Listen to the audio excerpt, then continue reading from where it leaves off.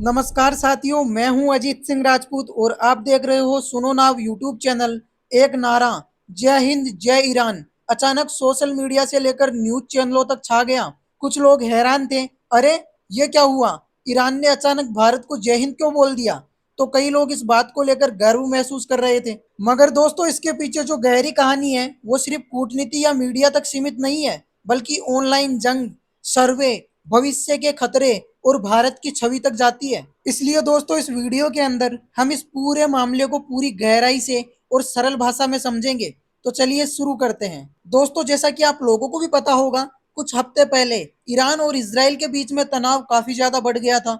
इस तनाव की जड़ थी ईरान का न्यूक्लियर प्रोग्राम और इसराइल की कोशिशें कि इस प्रोग्राम को किसी भी कीमत पर रोका जाए। यानी इसराइल ईरान के न्यूक्लियर प्रोग्राम को किसी भी कीमत पर रोकने की कोशिश कर रहा था। इसलिए इसराइल ने सीधा हमला किया। यूएस की मदद से बी 2 बम्बर्स तैनात किए गए। टारगेट किया गया था ईरान की न्यूक्लियर साइट्स को, मगर ईरान का दावा है कि हमला फेल हो गया और फिर बाद में ईरान ने तुरंत जवाब दिया। मिसाइल अटैक किए गए इजरायली और अमेरिकी बेस पर। इसके बाद में ईरान के नेताओं ने दुनिया के सामने डंके की चोट पर कहा कि हमने इसराइल और अमेरिका दोनों को ही हरा दिया। और फिर तेहरान की सड़कों पर लोग निकले, झंडे लहराए और बोले ये जीत सिर्फ ईरान की नहीं बल्कि इस्लामी दुनिया की है। और तभी ईरान ने भारत को खास तौर पर धन्यवाद कहा। लेकिन दोस्तों सवाल ये उठता है, भारत को थैंक यू क्यों कहा गया। तो चलिए समझते हैं। ईरान की एम्बेसी ने जो स्टेटमेंट जारी किया उसमें लिखा था, we thank the noble and freedom living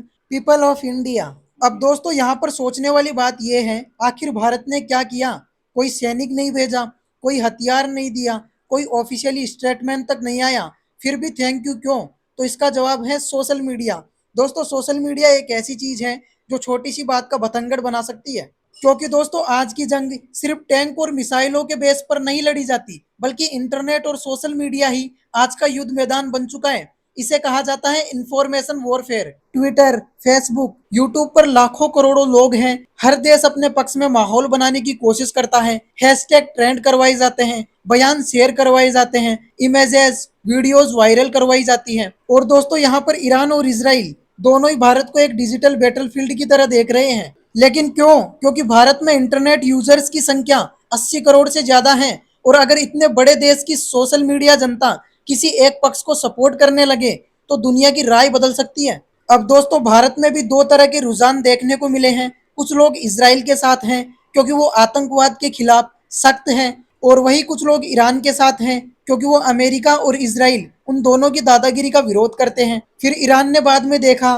कि भारतीय यूजर्स उनके समर्थन में बोल रहे हैं तो उन्होंने भी दिल से जय हिंद बोल दिया। अब दोस्तों सर्वे रिपोर्ट क्या है इसको भी देख लेते हैं। एक थर्ड पार्टी रिसर्च में ये पूछा गया, क्या आप ईरान के साथ हैं या इसराइल के साथ हैं या किसी के साथ नहीं। और दोस्तों उसमें जो रिजल्ट्स आए हैं वो चौंकाने वाले हैं, क्योंकि अगर हम एनडीए वोटर्स को देखें तो 53.9% इसराइल के साथ हैं, 10% ईरान के साथ हैं और 23% न्यूट्रल हैं। और वही अगर हम विपक्षी पार्टी वोटर्स को देखें तो 38% ईरान के साथ में है, 23% इसराइल के साथ में है और 28% न्यूट्रल हैं। यानी कुल भारत के आंकड़े की अगर हम बात करें तो 36.7% इसराइल के साथ में है, 28.8% ईरान के साथ में है और 27.3% किसी के साथ नहीं है। अब दोस्तों इस बात से पता चलता है कि भारत एक मतभेदों वाला लोकतंत्र है। यहाँ पर हर विचारधारा को जगह दी जाती है और यही बात विदेशी नीति में भारत को खास बनाती है। और अब हम देख लेते हैं ईरान और इसराइल की तैयारी, यानी जंग का अगला स्टेज क्या है।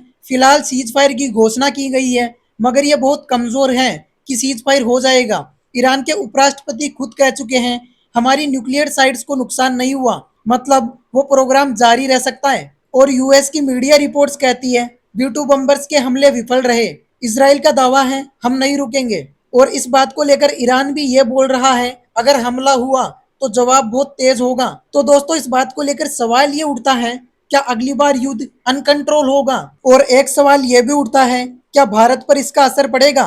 तो इसका सीधा जवाब है हाँ, बिल्कुल असर पड़ेगा। भारत की अर्थव्यवस्था तेल पर बहुत हद तक निर्भर है। मिडल ईस्ट से कच्चा तेल आता है, अगर वहां पर लड़ाई हुई तो तेल के दाम आसमान छू जाएंगे। और दोस्तों आप लोगों की जानकारी के लिए बता दूं, एसबीआई रिसर्च के अनुसार अगर वॉर बढ़ गया और तेल की कीमत $130 प्रति बैरल हुई तो भारत की जीडीपी को 5.1% नुकसान होगा।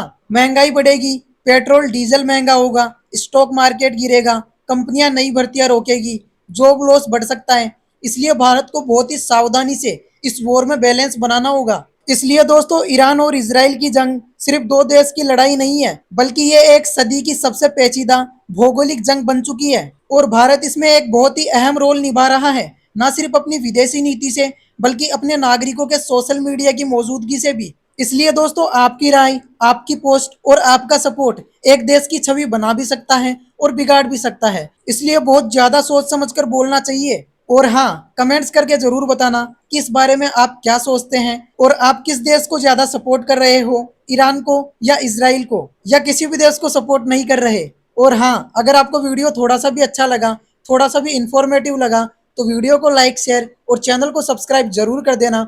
मैं हूं आपका साथी अजीत सिंह राजपूत। मिलते हैं अगली वीडियो में। जय हिंद, जय भारत।